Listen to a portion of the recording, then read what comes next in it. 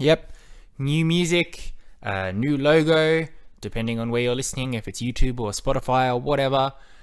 It's Spliced In Later, changing things. That means we must have hit another milestone. We are at 200 episodes. Hello there, digital world. Welcome back to another episode of Spliced In Later. 200 episodes, 200 times I've come to you to talk, whether you'd like me to or not. It's been a bit hectic to get to this point. I haven't been up for a couple weeks, as you will probably have noticed. The last time we checked in was my review of Ant-Man and the Wasp: Quantumania. Things have been good. As I mentioned in there, my cat Winston wasn't doing too well. As I speak to you now, I can happily say he's doing a lot better, minus all the shaved parts on him from his many surgeries and checkups. But also a bit of turmoil on my end, a bit of change up in my life and all of that stuff. So not necessarily bad, just very hectic. So on the week when it was due for my 200th episode, I had nothing in the tank to really give you. So I apologize for that. However, can't be helped. And now we're here at 200 episodes, right when all the movies for March are about to kick off. It's review time. So I apologize. We won't be doing anything very special for 200 episodes. Not like when I hit 100 episodes and we celebrated the whole thing about... it was a very well-timed 100 episodes because I literally released it on the same day I started recording the podcast. I think there was like a 2-year gap, but it was literally the same month and day of the year. But to mark the occasion, there is a lovely new logo designed by one of my close friends. I've gone on my Garbage Band app on my phone to make a little new theme tune, which you'll get for the next 50 episodes before I change things up again. Maybe when I hit 250, or if I do hit 300, I'll do something particularly special to memorize the occasion. But for now, I do just want to say very quickly, though, to everybody who's listening, whether you've been listening over the past 200 episodes or whether you've tuned in sporadically, depending on if the thing I'm talking about is relevant to your wants, your likes, your needs, or if you're just listening right now because you're a fan of the franchise that I'm about to talk about or the movie in general. Thank you. Appreciate it. Can't do it without you. And it always makes me happy to see any sort of interest in whatever I'm talking about. Whether it's one listen or several listens on Spotify, or one view or many views on YouTube, new subscribers, those thumbs up buttons, whatever. It always makes me feel a little good.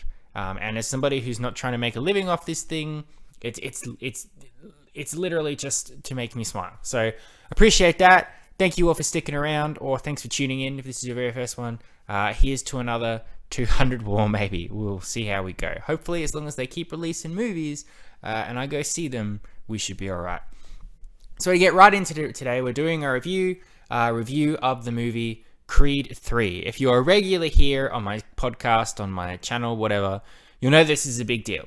I am a huge fan of the Creed franchise. I'm a very big fan of the Rocky franchise in general, but specifically Rocky's franchise evolving into Creed, starring Michael B. Jordan as Adonis Creed, the son of Apollo Creed, one of Rocky's adversaries from the first Rocky films, and then eventually his best friend and all of that stuff. It mixes with everything that I love about Rocky films and boxy films in general, which is the underdog story, where somebody is up against an immovable object, somebody who's very likable, who you want to root for, training montages, brutal showdowns, triumphant music, all of that stuff the Creed franchise has been giving to me in a way that has been surprisingly successful. A little bit of backstory before we get into reviewing Creed 3. I remember when Creed was first coming out in 2015, I had no idea this movie was even coming.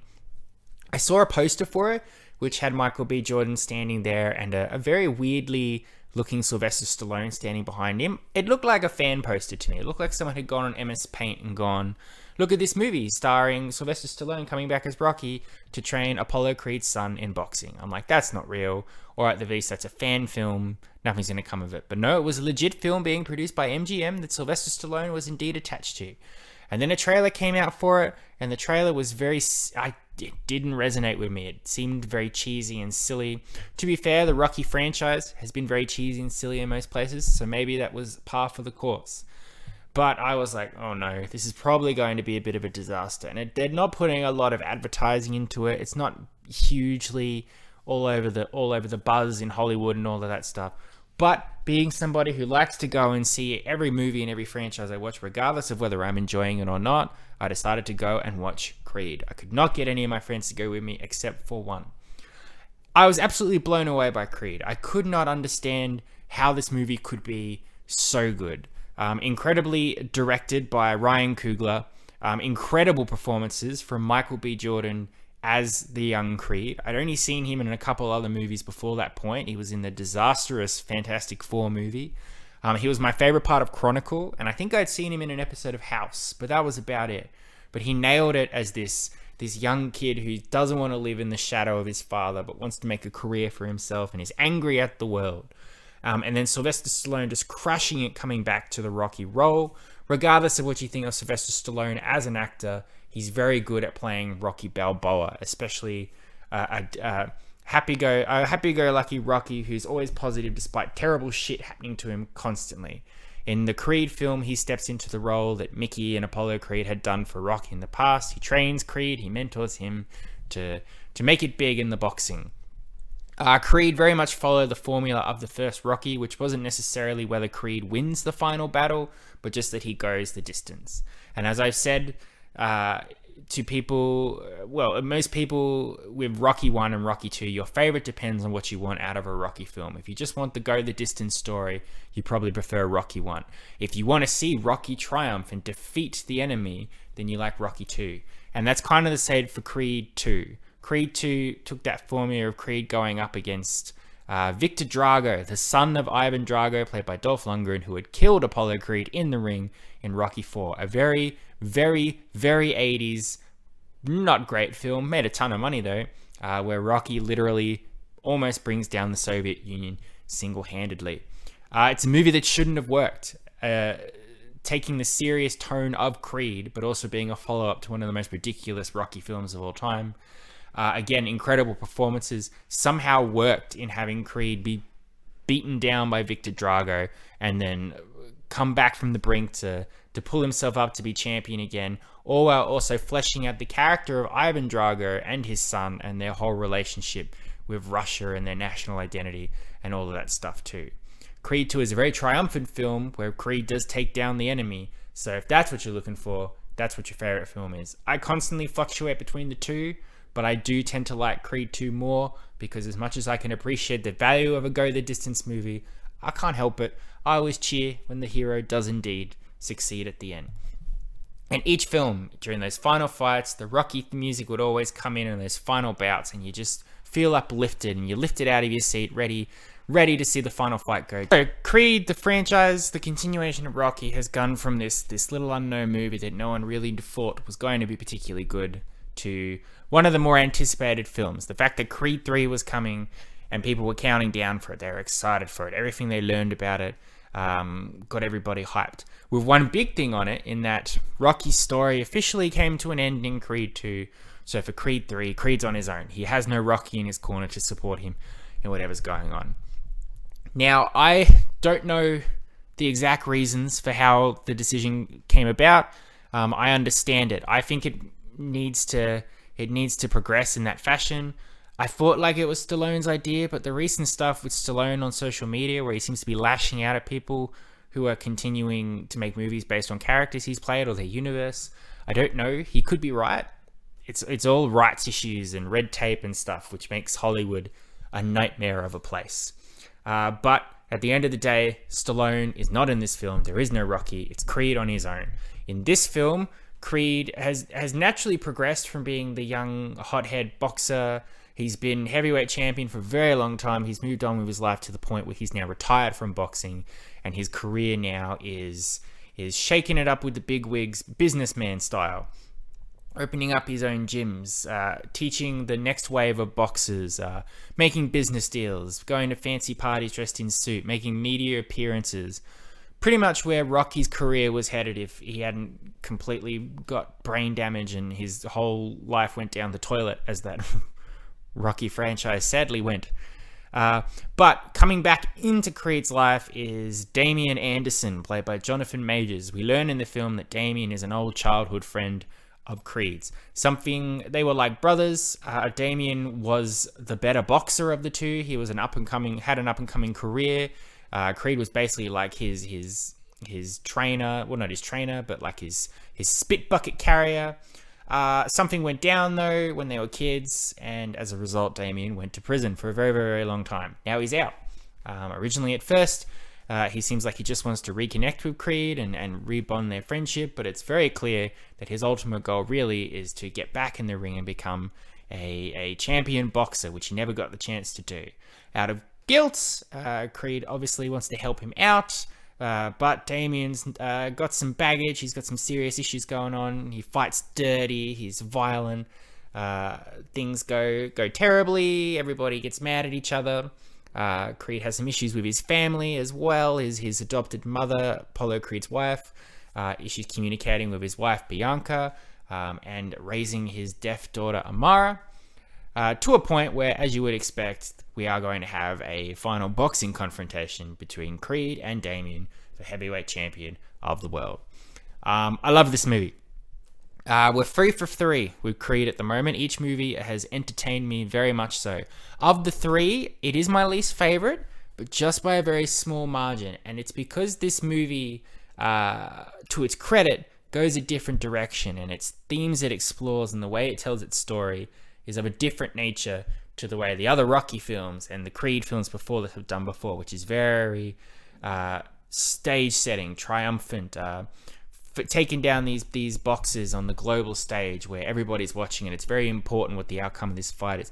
This movie is very much a character study of the relationship and the dynamic between Creed and Damien, and less so about who is the best boxer or anything like that.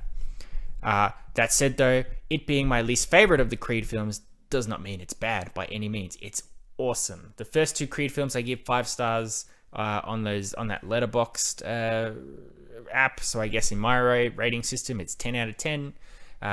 Creed 3 gets a 9.5, so not quite there, but very, very, very good.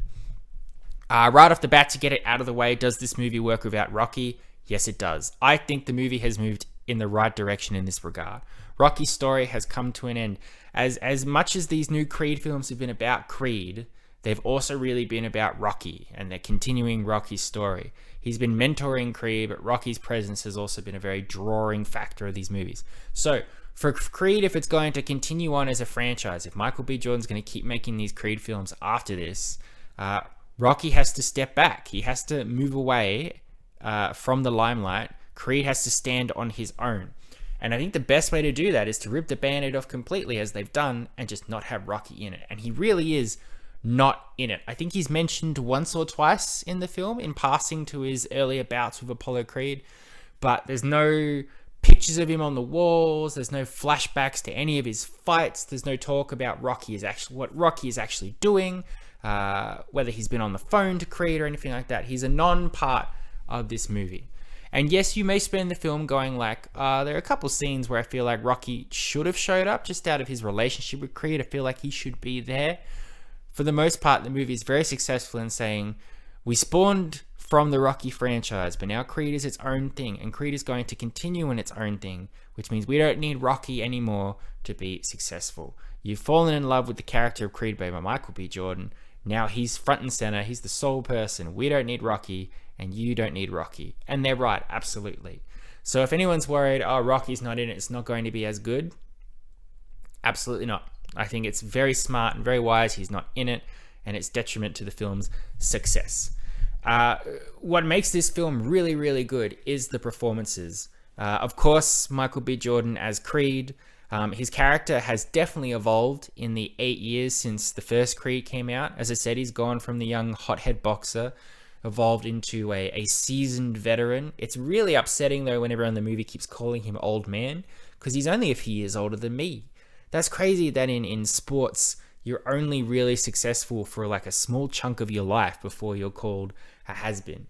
But Creed has naturally evolved into that place in his life. He's retired from boxing. He's got the suits. He's mentoring Felix Chavez, who's like the next big heavyweight champion of the world. He's a great dad. He's more focused on raising his daughter, supporting his wife's career in music. But there's also some trauma to him. We saw a little bit of it in the early films with the glimpse of him being in juvie before he's rescued by Apollo Creed's wife. But we don't really know a lot about his youth. So it's an interesting place for his character to go in terms of exploring that, because for him, it's a very traumatic part of his childhood, and he does not want to address it or talk about it, which causes relationship issues with Tessa Thompson's Bianca, who wants him to open up and wants him to explain what happened to him so she can help him. But it's just a complete non-starter for him. He just won't do it.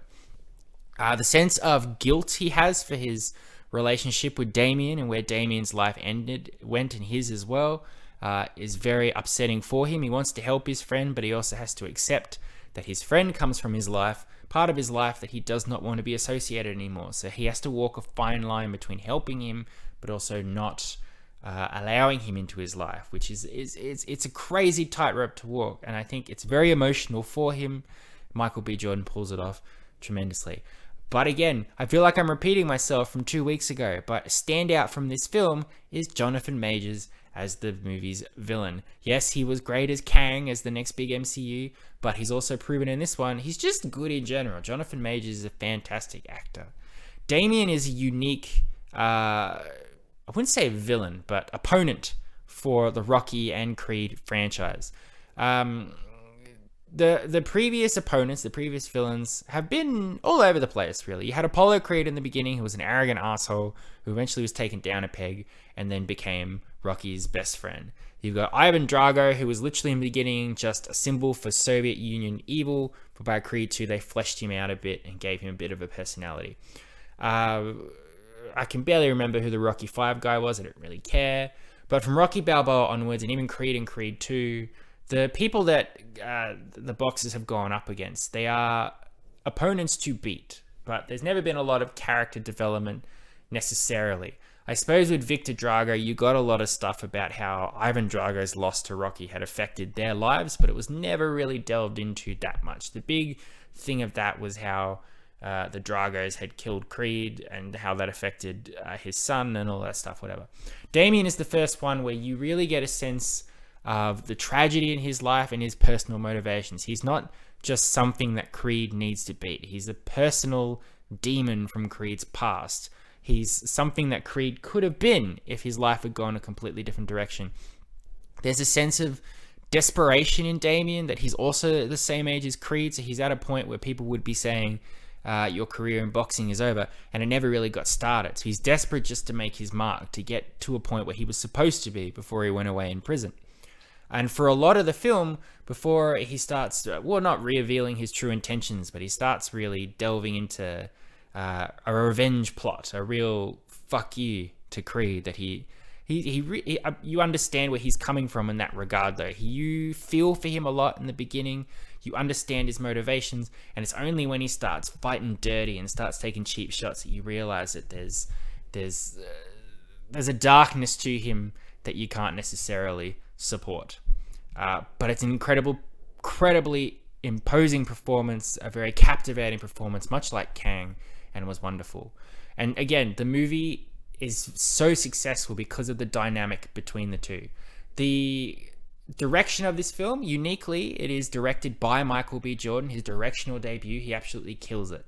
It's a very unique way of directing a Creed film that hasn't been done with the other Creed and Rocky films before it, in that, as I said, the focus of the film is not so much on the big final spectacle of the fight, but of this personal fight between these two former brothers, former best friends, and this desperate struggle to get back at each other in a way that has not been done before. So in that instance, their final fight, and indeed a lot of their confrontations, is very personal. There's a really cool direction in the final fight where everybody in the crowd watching the boxing, they all go away, and it's very much just Creed and Damien fighting, just lashing out at each other with all the anger and hatred and tragedy and betrayal that they both feel towards each other. And it's very, very engrossing and very personal, and you can feel every bit of emotion that they're screaming at each other. I also found out that the choreographed for these boxing fights was inspired by Dragon Ball Z, and you can definitely see it. It's really cool. I really liked that. There's a Vegeta punch in here, which just makes you go, oh. But there's a couple fights in here as well that are very brutal. There's teeth coming out. There's scrapes from elbows hitting faces. It will make you squirm for sure. Another important part about these is the training montage and the triumphant music. It's not as good as the first couple Creed films, but it will still get you pumped and in the mood for sure. At the end of the day, Creed 3, with Michael B. Jordan directing his first ever film, with Rocky leaving the franchise, it could have been the first step in the downhill that arguably Rocky went with Rocky 3. But in my opinion, it served up that it's still got it. It's still fresh as ever. It's still engrossing, engaging, powerful performances. The Creed franchise is definitely more emotional and character driven than the Rocky franchise, and I love it. Great fighting, awesome music, montages, fantastic, all of that stuff. Creed is 3 for 3 in the Creed trilogy. I heard that Michael B. Jordan already knows what the plan is for Creed 4 and is writing it. And from what I saw of characters in this film, I think I could kind of guess where the franchise could be heading. But honestly, I don't know. It's anyone's guess. But I'm so pleased that it was as good as I was hoping it would be, and is added to a perfect trilogy for Creed. I highly recommend it. As I said, a 9.5 out of 10.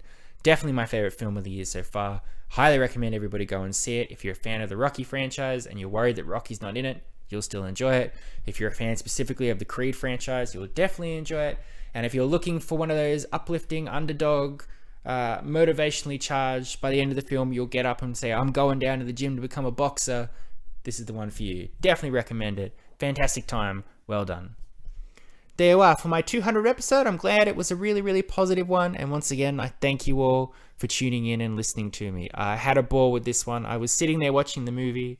And after the last few weeks I've had with how stressful and terrifying it's been, just sort of letting this movie wash over me and just having a real good time with it and feeling good and emotionally invested and excited and squeamish at the blood and all of that stuff was all the emotions I wanted to feel. And it's left me with a big smile on my face. So I'm glad that I can now come home and very excitedly recommend it to you all. And I hope you all have the same experience watching it. If you don't, I'm sorry. Maybe next time. I will be back next week for a normal episode. And then after that, I believe we'll kick off quite a few episodes of specific movie reviews. Dungeons and Dragons, Shazam 2, John Wick 4, the Super Mario Bros. Movie. We've got some movies coming, which I'm very excited to talk about. So, again, thank you for tuning in. Thank you for tuning in as often as you have, or if this is your first time. Happy 200 episodes to Spliced In Later, and here's to many, many more. Until then, I love and appreciate you all as always. You've been Spliced In Later. Adios, muchachos. I'll catch you next time.